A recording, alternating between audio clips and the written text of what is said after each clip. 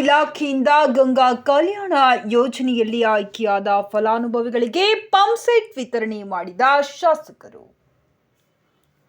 ವಿಜಯನಗರ ಜಿಲ್ಲೆ ಕೂಡ್ಲಿಗಿ ತಾಲೂಕಿನ ಮಾನ್ಯ ಶಾಸಕರಾದ ಎನ್.ಟಿ. ಶ್ರೀನಿವಾಸ್ ರವರ ವಾಸಸ್ಥಳವಾದ ನರಸಿಂಹಗಿರಿ ಗ್ರಾಮದಲ್ಲಿ ಕರ್ನಾಟಕ ಮಹರ್ಷಿ ವಾಲ್ಮೀಕಿ ಪರಿಶಿಷ್ಟ ಪಂಗಡಗಳ ಅಭಿವೃದ್ಧಿ ನಿಗಮ ನಿಯಮಿತ ಬಳ್ಳಾರಿ ಹಾಗೂ ವಿಜಯನಗರ 2021-22 ಮತ್ತು 2022-23ನೇ ಸಾಲಿನ ಗಂಗಾ ಕಲ್ಯಾಣ ಯೋಜನೆಯಡಿಯಲ್ಲಿ ಕೊರೆದ ಕೊಳವೆ ಬಾವಿಗಳಿಗೆ ತಾಲೂಕಿನಲ್ಲಿ ಆಯ್ಕೆಯಾದ ಫಲಾನುಭವಿಗಳಿಗೆ ಪಂಪ್ಸೆಟ್ ಮತ್ತು ಪೂರಕವಾದ ಸಾಮಗ್ರಿಗಳನ್ನು ರೈತರಿಗೆ ವಿತರಣೆ ಕಾರ್ಯಕ್ರಮವನ್ನು ಕೈಗೊಂಡು ನಮ್ಮ ಕಾಂಗ್ರೆಸ್ ಸರ್ಕಾರ ಬಡವರ ಪರವಾದ ಸರ್ಕಾರ ಎಂದು ತಿಳಿಸುತ್ತಾ ಶಾಸಕರ ಮನೆಯ ಮುಂದೆ ಪ್ರತಿದಿನಾಲೂ ಕ್ಷೇತ್ರದ ರೈತರು ತಮಗೆ ಅವಶ್ಯಕತೆ ಇರುವ ಗಂಗಾ ಕಲ್ಯಾಣ ಯೋಜನೆ ಮಾಡಿಕೊಡಿ ಎಂದು ಕುರಿತು ಸಾವಿರಾರು ಜನರು ಬಂದು ನಮ್ಮಲ್ಲಿ ಮನವಿ ಮಾಡಿಕೊಳ್ಳುತ್ತಿದ್ದಾರೆ. ಆದ್ದರಿಂದ ಈ ಒಂದು ಯೋಜನೆ ತುಂಬಾ ಮುಖ್ಯವಾದದ್ದು ಹಾಗೂ ನನ್ನ ವೈಯಕ್ತಿಕ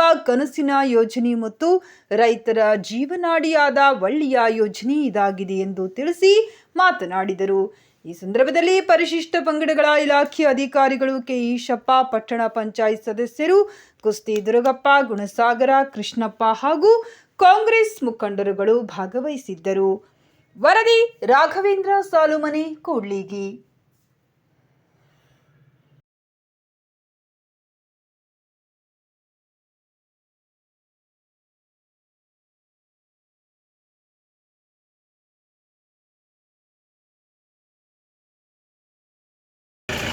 ವಿಶೇಷವಾಗಿ ಅಂಗನವಾಡಿ ಕಟ್ಟಡ ಮಹಿಳಾ ಮತ್ತು ಮಕ್ಕಳ ಕಲ್ಯಾಣದಿಂದ ಈಗ ನಾವು ನಮ್ಮ ಅವಧಿಯಲ್ಲಿ 2 ವರ್ಷದಲ್ಲಿ ಸುಮಾರು 50ಕ್ಕೂ ಹೆಚ್ಚು ಹೊಸ ಕಟ್ಟಡಗಳಿಗೆ ನಾವು ಅನುಮೋದನೆ ಕೊಟ್ಟು ಈಗಾಗಲೇ ಸುಮಾರು ಮುಗಿದೋಗಿದ್ದಾವೆ.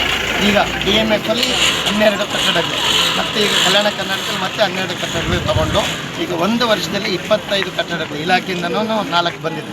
ಸುಮಾರು 30 ಕಟ್ಟಡಗಳು ಇದೆ 1 ವರ್ಷ, ಸುಮಾರು 60ಕ್ಕೂ ಹೆಚ್ಚು. ಒಟ್ಟಿನ ಇಷ್ಟೇ ಮಹಿಳಾ ಮಕ್ಕಳ ಕಲ್ಯಾಣದ ಇಲಾಖೆಯ ಅಂಗನವಾಡಿ ಕಟ್ಟಡಗಳು ಯಾವುದೇ ಸಮುದಾಯ ಭವನಗಳಲ್ಲಿ, ಖಾಸಗಿ ಕಟ್ಟಡಗಳಲ್ಲಿ, ಬಾಡಿಗೆ ಕಟ್ಟಡಗಳಲ್ಲಿ ಮತ್ತು ಬಾಡಿಗೆ ಕಟ್ಟಡಗಳಲ್ಲಿ ಇರಬಾರ್ದು, ಸ್ವಂತ ಕಟ್ಟಡದಲ್ಲಿ ಇರಬೇಕು. ಅವ್ರಿಗೆ ಒಂದು ಸುಸಜ್ಜಿತವಾದ ಕೊಠಡಿಗಳು ಮತ್ತು ಅವ್ರಿಗೆ ಮಕ್ಕಳಿಗೆ ಉಪಯುಕ್ತವಾದಂಥ ಸೂಕ್ತವಾದ ಜಾಗ ಇರಬೇಕನ್ನೋ ಒಂದು ಉದ್ದೇಶದಿಂದ ಸುಮಾರು 20 ವರ್ಷದಲ್ಲಿ ಆಗಂಥ ಕೆಲಸನ ಕೇವಲ 2 ವರ್ಷದಲ್ಲಿ 60ಕ್ಕೂ ಹೆಚ್ಚು ಹೊಸ ಅಂಗನವಾಡಿ ಶಾಲೆಗಳಿಗೆ ನಾವು ಜಾಗ ಕೊಟ್ಟು ಇವತ್ತು ಅನುದಾನ ಕೊಟ್ಟು ಇವತ್ತು ಭೂಮಿ ಪೂಜೆಗಳು ಮಾಡ್ತಾಯಿದ್ದೀವಿ. ಸೊ ಅದರಲ್ಲಿ ನಮ್ಮ ಕಕ್ಕುಪ್ಪಿ ಗ್ರಾಮ ಕೂಡ ಒಂದು. ಸೊ ಇಲ್ಲಿ ಇದನ್ನೇ ಇರೋ ಜಾಗನ ತೆಗೆದು ಒಂದು ಒಳ್ಳೆಯ ಸುಸಜ್ಜಿತವಾದ ಕಟ್ಟಡನ ನಾವು ಮಾಡ್ತೀವಿ.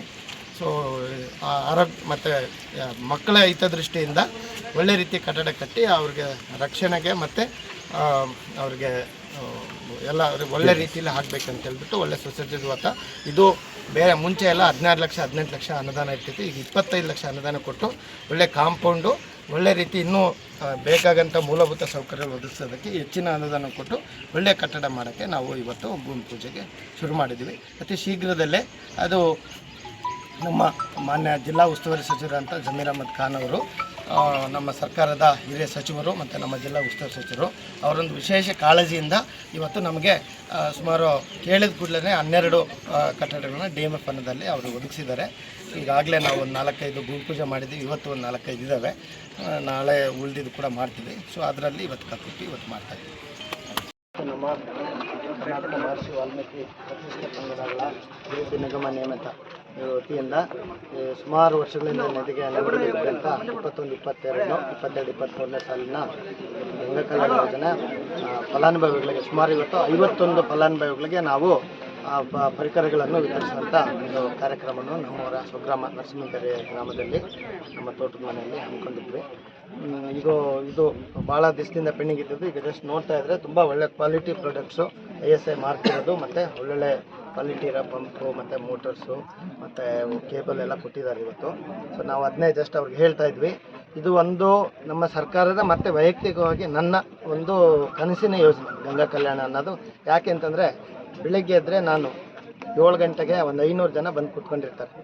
ಮಳೆಗಾಲ ಬಂತು, ಸ್ವಲ್ಪ ರಾತ್ರಿ ಚೆನ್ನಾಗಿ ಮಳೆ ಬಂತಂದರೆ ಬೆಳಗ್ಗೆ ಒಬ್ಬರು ಇರೋದು. ಅಂದರೆ ಇಷ್ಟೇ ತಾತ್ಪರ್ಯ ಇಷ್ಟೇ. ಅವ್ರಿಗೆ ಏನು ಕೆಲಸ ಇಲ್ಲ, ಕೃಷಿ ಆಧಾರಿತ ಜನ, ಒಣ ಭೂಮಿ ಇರ್ತದೆ. ಸೊ ಕೃಷಿ ಆಧಾರಿತ ಸುಮಾರು 1,10,000 ಎಕರೆ ನಮ್ಮ ತಾಲೂಕಿನಲ್ಲಿ ಕೃಷಿ ಭೂಮಿ ಇದೆ. ಅದರಲ್ಲಿ ಕೇವಲ 6,500ದಿಂದ 7,000 ಎಕರೆ ಮಾತ್ರ ನೀರಾವರಿ ಇದೆ. ಅದು ಪಂಪ್ಸೆಟ್ ಆಧಾರಿತ ನೀರಾವರಿ ಇದೆ. ಸೊ ಇನ್ನು ಭಾಳ ನಾವು ಒಣಭೂಮಿ ಇದೆ. ಸೊ ಅದರಿಂದ ಭಾಳ ಜನ ಈ ಸಣ್ಣ ಹಿಡುವಳಿದಾರರು, ಸಣ್ಣ ರೈತರು ಏನಿದ್ದಾರೆ ಭಾಳ ಬೇಡಿಕೆ ಇರೋಂಥದ್ದು. ನನಗೆ ಯಾವಾಗ ಫೋನ್ ಮಾಡಿದ್ರು, ಯಾವಾಗ ಸಿಕ್ಕರೂ ರೈತರು ಕೇಳೋದಿದೆ, ನಮ್ಗೊಂದು ಗಂಗಾ ಕಲ್ಯಾಣ ಕೊಡಿಸಿ, ನಮ್ಗೊಂದು ಗಂಗಾ ಕಲ್ಯಾಣ ಕೊಡಿಸಿ ಅಂತ. ಸೊ ಇದು ನನಗೆ ನನ್ನ ಮನಸ್ಸಿಗೆ ಭಾಳ ಹತ್ತಿರವಾದಂಥ ಯೋಜನೆ. ಯಾಕೆಂತಂದರೆ ಅವರಿಗೆ ಕೆಲಸ ಏನಪ್ಪ ಅಂತಂದರೆ ಕೃಷಿ ಮಾತ್ರ ಗೊತ್ತಿದೆ.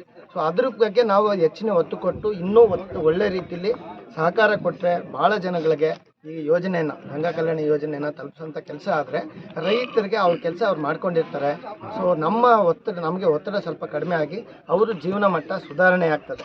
ಅದಕ್ಕೋಸ್ಕರ ಅದೇ ಹೇಳ್ತೀವಿ, ಟೆಂಡರ್ ಪ್ರೊಸೆಸ್ ಆಗಿರ್ಬೋದು, ಫಲಾನುಭವಿಗಳ ಆಯ್ಕೆ ಆಗಿರ್ಬೋದು.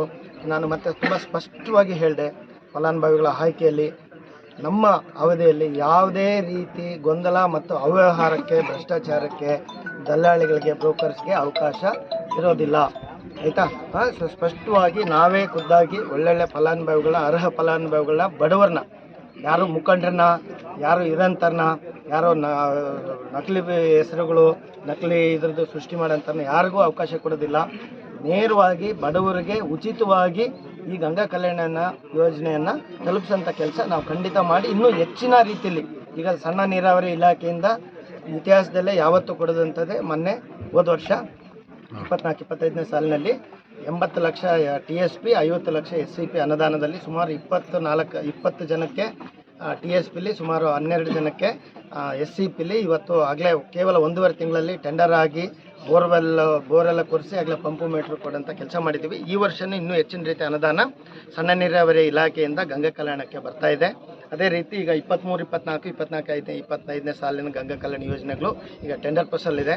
ಆದಷ್ಟು ಬೇಗ ಇದೆಲ್ಲ ಆಗಿ ಅವರಿಗೆ ಸಾಮಾನ್ಯ ನಮ್ಮ ಬಡ ಕೃಷಿ ಕಾರ್ಮಿಕರಿಗೆ, ಕೃಷಿ ರೈತರಿಗೆ ಕೊಡೋಂಥ ಕೆಲಸ ನಾವು ಶೀಘ್ರದಲ್ಲೇ ಮಾಡಿ ಅವ್ರ ಜೀವನ ಮಟ್ಟ ಸುಧಾರಣೆ ಮಾಡೋದಕ್ಕೆ ನಮ್ಮ ಸರ್ಕಾರ ಖಂಡಿತ ಅವ್ರ ಪರವಾಗಿ ಯಾವತ್ತೂ ಜನಪರವಾದ ಕಾರ್ಯಕ್ರಮಗಳಿಗೆ ರೂಪಿಸ್ಕೊಂಡು ಬಂದಿರೋಂಥ ನಮ್ಮ ಸರ್ಕಾರ, ನಮ್ಮ ಸಿದ್ದರಾಮಯ್ಯ ಸಾಹೇಬರ ನೇತೃತ್ವದ ಸರ್ಕಾರ ಮುಂದಿನ ದಿನಗಳಲ್ಲಿ ಕೂಡ ಬಡವರ ಪರವಾಗಿ ಉತ್ತಮ ಕಾರ್ಯಗಳನ್ನು ನಾವು ಮಾಡ್ತೀವಿ. ಇವತ್ತು ಒಟ್ಟು ಟೋಟಲ್ ಎಷ್ಟು? 51 ಜನ ಫಲಾನುಭವಿಗಳಿಗೆ, ಇನ್ನೂ 40 ಜನ, ಇನ್ನೂ 40 ಈ ಸ್ಕೀಮಲ್ಲಿ ಇನ್ನೂ 40 ಜನಕ್ಕೆ ಕೊಡೋದಿದೆ. ಎಷ್ಟು ದಿವಸ ಆಗ್ತದೆ ಅದು? ಇನ್ನೊಂದು ವಾರದಲ್ಲಿ ಮತ್ತೆ ಉಳಿದಿದ್ದ 40 ಜನಕ್ಕೆ ಕೊಡೋಂಥ ಕೆಲಸ ಮಾಡ್ತೀವಿ. ಮುಂದಿನ ದಿನಗಳಲ್ಲಿ ಇನ್ನು ಬೇರೆ ಸ್ಕೀಮಲ್ಲಿ ಎಲ್ಲ ಬರೋವು ಇದ್ದಾವೆ. ಅದನ್ನು ಕೂಡ ಶೀಘ್ರದಲ್ಲೇ ಟೆಂಡರ್ ಪ್ರೊಸೆಸ್ ಮಾಡಿಬಿಟ್ಟು ಕೂಡ. ಈ ಕ್ಷೇತ್ರದಲ್ಲಿ ಗಂಗಾ ಕಲ್ಯಾಣ ಅತಿ ಹೆಚ್ಚು ಬೇಡಿಕೆ, ಅರ್ಜಿಗಳೇ ಜಾಸ್ತಿ ಇದೆ. ಹೌದು. ನಾನು ಹೇಳಿದ್ನಲ್ಲ, ನನಗೆ ಮೊರಾರ್ಜಿ ಶಾಲೆ ಮತ್ತೆ ವಸತಿ ಶಾಲೆಗೆ ಮತ್ತೆ ಗಂಗಾ ಕಲ್ಯಾಣಕ್ಕೆ ಅತಿ ಬೇಡಿಕೆ ಇರೋದು. ಖಂಡಿತ ಮುಂದಿನ ದಿನಗಳಲ್ಲಿ ಇದನ್ನ ಒಳ್ಳೆ ರೀತಿಯಲ್ಲಿ ಜನಗಳಿಗೆ ಉಪಯೋಗ ಅಂತ ಕೆಲಸ ನಾನೇನೆ ಈಗ ಸಪ್ರೇಟಾಗಿ ಸರ್ವೆ ಮಾಡಿಸಿ ಅರ್ಹ ಫಲಾನುಭವಿಗಳು ಗುರುತಿಸಿ ಅವ್ರ ಮನೆ ಬಾಗಿಲಿಗೆ ಹೋಗಿ ನಿಮಗೆ ಗಂಗಾ ಕಲ್ಯಾಣ ಕೊಡ್ತೀವಿ ಅಂತ ಹೇಳೋ ಕಾರ್ಯಕ್ರಮ ಮಾಡ್ತಾ ಇದ್ದೀವಿ. ಯಾಕಂದರೆ ಯಾರು ಈಗ ಏನಾಗ್ಬಿಟ್ಟಿದೆ, ಅವ್ರಿಗೆ ನಂಬಿಕೆನೇ ಬರ್ತಾ ಇಲ್ಲ. ಈ ದುಡ್ಡು ಕೊಡಲಿಲ್ಲ ಅಂತಂದರೆ ಯಾರೋ ಬ್ರೋಕರ್ ಮುಖಾಂತರ ಹೋದರೆ ಮಾತ್ರ ಇದು ಗಂಗಾ ಕಲ್ಯಾಣ ಸಿಗುತ್ತೇನೋ, ನೇರವಾಗಿ ಇದು ಸಾಧ್ಯನೇ ಇಲ್ಲ ಅನ್ನೋ ಮಟ್ಟಿಗೆ ರೈತರಿಗೆ ತಿಳುವಳಿಕೆ ಇದೆ. ಅದು ತಪ್ಪು ತಿಳುವಳಿಕೆ.